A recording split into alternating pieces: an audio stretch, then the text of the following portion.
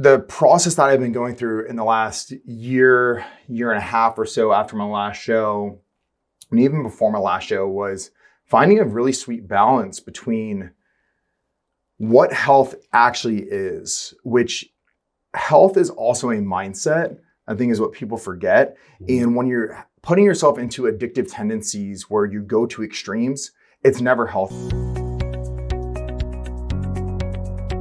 And then over here, I guess, is the health at any, let's not call it health at any size. Let's call it health at any body composition. Sure. I like that one better, actually. How do you advise people that are trying to find a balance between these two things? You know, it's super interesting because I'm actually going through a process now of transitioning out of bodybuilding. And we were having conversations the other day where there's a point in time I was eating 8 meals a day. I was eating 450 grams of protein per day for 2-3 years at a time. No impact on my labs, by the way. I know that there's a lot of misconception around protein will destroy your kidneys.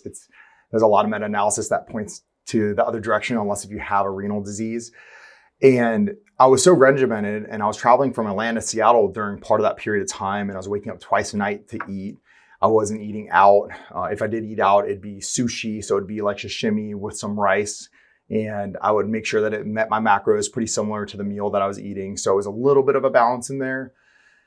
And the process that I've been going through in the last year and a half or so after my last show, and even before my last show, was finding a really sweet balance between what health actually is, which health is also a mindset, I think is what people forget.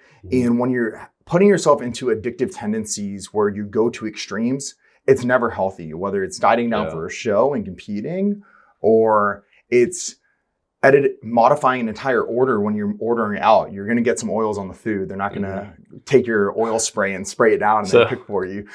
So when you say, yeah, that's true. When you say sweet balance, was the pun intended? So I'm not a sweet person, or else I said yes. Should it be zero sugar? Because I think now that I'm in my not CrossFit, but apparently CrossFit phase, I know that and my friend Thomas DeLaura, I know he's done some advising for CrossFit nutrition recommendations, as have others. But I know they say very low sugar or no sugar.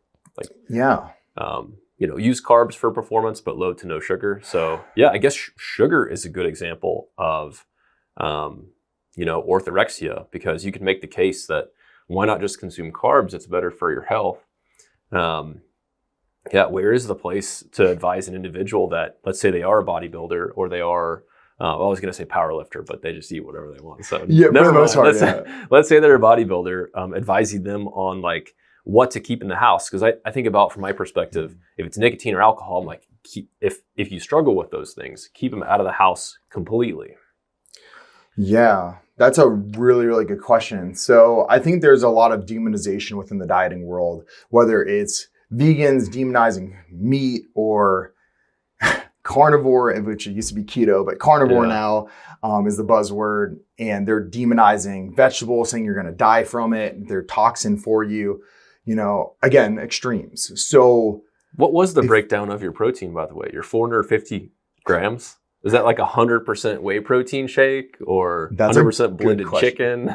The sad part about it was, at that point in time, my calories slowly climbed up to around 8,000 calories a day. I think the max I ever hit was 8,500 or 8,700 calories per day. 100% of it was actually clean, besides some sauces that I would add to it. Mm-hmm. The only whey isolate that I would have was 100 grams of protein per day. So it was 4 scoops of whey isolate, and only whey isolate. I wouldn't do concentrates or anything like that. It would mess up your digestion. When you're eating that much food, you couldn't eat anything else, or else you would slow down motility of the gut and everything like that. And I had a really sensitive gut before leading into that phase, which definitely did not help my gut out at all by any means. Probably didn't. Yeah, I don't recommend 450 grams of protein per day, looking back on everything. Any reason to isolate over hydrosolate? Probably not, other than costs. Yeah, that's the thing. As long as it's high quality and you're not getting a bunch of metals and lactates added into the mix where it's going to mess up digestion and cause inflammatory markers, I don't see an issue with it. And I can actually transition back into sugars where it's should sugars be demonized? And the answer is absolutely not.